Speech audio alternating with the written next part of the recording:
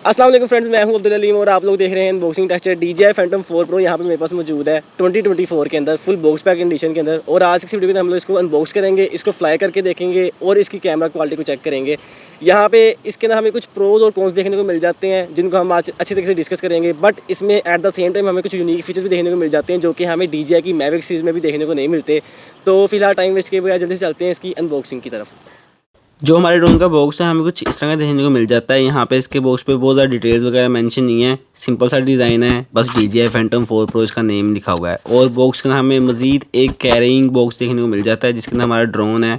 और इस बॉक्स की वजह से इस ड्रोन को कैरी करना काफ़ी ज़्यादा ईजी टास्क हो जाता है। और ओवरऑल जो बॉक्स की लुक्स और इसकी बिल्ड क्वालिटी है काफ़ी ज़्यादा डिसेंट है। बॉक्स में हमें सबसे पहले हमारा ड्रोन देखने को मिल जाता है जिसको मैं फिलहाल साइड पे कर देता हूँ, इसकी तरफ हम लोग बाद में आएंगे। इसके बिल्कुल साथ ही चार्जिंग अडेप्टर की केबल है। ड्रोन के बॉक्स में काफ़ी ज़्यादा बुक वर्क दिया हुआ है। यहाँ पे हमें ड्रोन का मैनुअल, ड्रोन का वारंटी कार्ड, रिमोट का मैनुअल, इसके अलावा ड्रोन की बैटरी की सेफ्टी गाइडलाइंस और ड्रोन की स्टार्टअप गाइडलाइंस वाला सारा पेपर वर्क दिया हुआ है।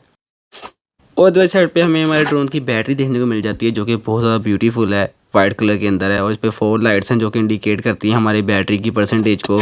इसके अलावा बॉक्स के अंदर कुछ केबल्स वगैरह दी गई हैं जिसके साथ हम अपने ड्रोन के रिमोट को अपने मोबाइल के साथ कनेक्ट कर पाएंगे। यहाँ पे इस पाउच के अंदर हमें अपने ड्रोन के प्रोपेलर्स देखने को मिल जाते हैं।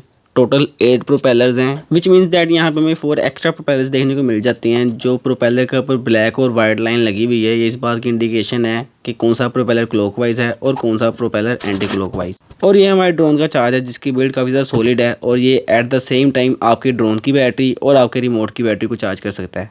और ये हमारे ड्रोन का रिमोट जो कि काफ़ी ज़्यादा ब्यूटीफुल है। मुझे Phantom 4 Pro का रिमोट बहुत ज़्यादा प्यारा लगता है। यहाँ पे इसकी बिल्ड क्वालिटी बहुत ज़्यादा प्रीमियम है, काफ़ी ज़्यादा रबर वगैरह का यूज़ किया गया। और यहाँ पे जो इसका मोबाइल होल्डर है इसमें आप iPad वगैरह भी लगा सकते हैं। इसके ऊपर से जल्दी से मैं ये रैपर को रिमूव कर लेता हूँ। So beautiful, so elegant, just looking like.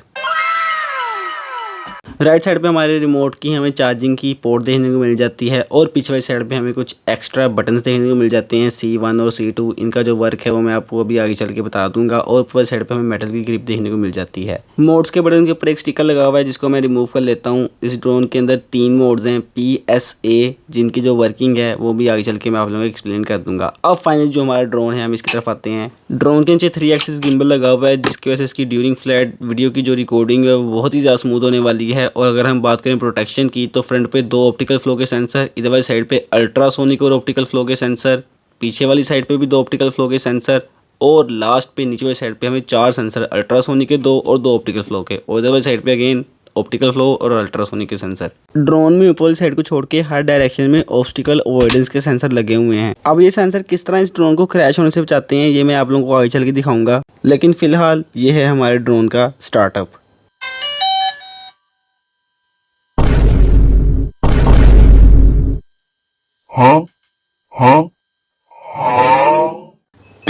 डरने की कोई बात नहीं है, वो एक बेसिक सी अपडेट थी लेटेस्ट फर्मवेयर की। उसके बाद जो ड्रोन था वो स्टार्टअप नहीं ले रहा था, तो वो जैसे ही अब ये अपडेट कंप्लीट हो गई तो जो हमारा ड्रोन है अपडेट होते ही फ्लाइंग के लिए रेडी होगा। और फाइनली ये है हमारे ड्रोन का स्टार्टअप।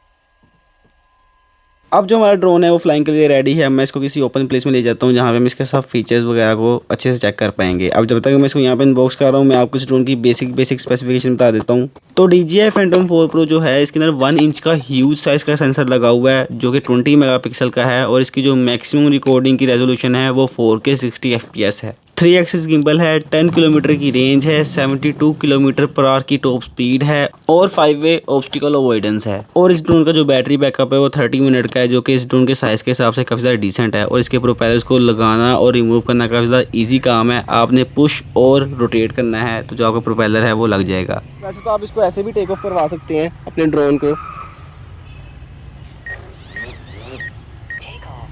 अब जैसे कि यहाँ पे जो हमारी जॉयस्टिक है इसको आप अपलोड करेंगे, जो हमारा ड्रोन है वो टेक ऑफ कर लेगा, बट मैं इसको अपने मोबाइल से टेक ऑफ करवाऊँगा। शायद आप लोगों को यहाँ पे नज़र आ रहा हो।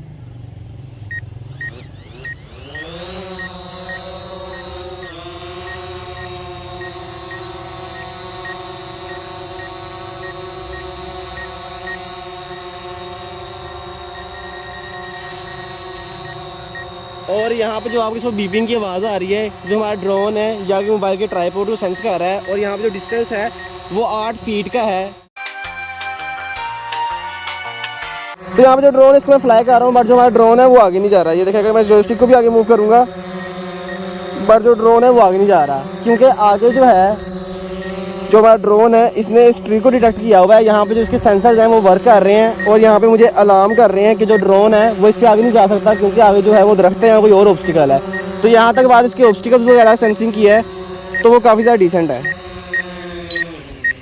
इसके बाद मैंने दोबारा से ये सेम टेस्ट को रिपीट किया, बट इस बार मैंने ट्री की जगह अपने आप को रखा और यहाँ पे जो ड्रोन था वो मुझसे एक सेफ डिस्टेंस पे आके खुद ब खुद ही रुक गया। यहाँ पे जिसके सेंसर्स हैं वो बहुत अच्छे तरीके से काम कर रहे हैं, ये स्मॉल से स्मॉल ऑब्स्टिकल को भी डिटेक्ट करते हैं और जो ड्रोन है वो 8 फीट का डिस्टेंस रखते हुए खुद ब खुद ही रुक जाता है। इसके बाद आप जॉयस्टिक को उस डायरेक्शन में मूव करेंगे तब भी जो ड्रोन है उस डायरेक्शन में मूव नहीं करेगा, बट उस डायरेक्शन के अलावा आप जिस मर्जी डायरेक्शन में चाहें अपने ड्रोन को मूव कर सकते हैं। तो यहाँ पे जो इसका ऑब्स्टिकल अवॉइडेंस और क्रैश प्रोटेक्शन वाला जो प्रोग्राम है वो बहुत अच्छे से काम कर रहा है और ओवरऑल जो ड्रोन है वो काफ़ी ज़्यादा रिस्पॉन्सिव और फास्ट है।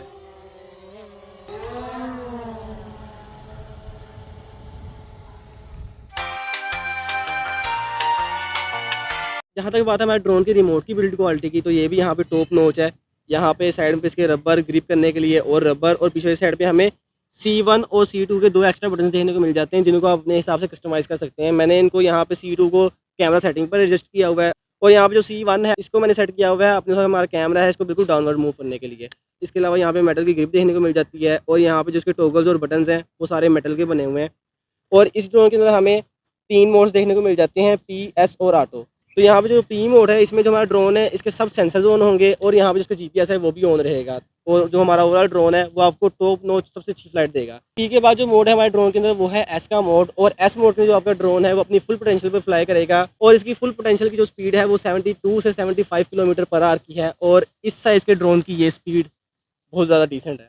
S के बाद जो मोड है वो एटीट्यूड होल्ड का मोड है और इस मोड के जो आपका ड्रोन है ये विदाउट एनी GPS आप इंडोर में अगर आपने कभी ड्रोन फ्लाई करना हो जहाँ पे आपको GPS के सिग्नल देखने को नहीं मिलते तो आप इसको इंडोर में एटीट्यूड होल्ड के ऊपर फ्लाई कर सकते हैं। इसमें जो ड्रोन है वो अपने प्रोग्राम को यूज़ करता हुआ आपको एक स्टेबल फ्लाई देगा, बट यहाँ पे जो इसका GPS और इसके जो सेंसर हैं वो ऑन नहीं होंगे।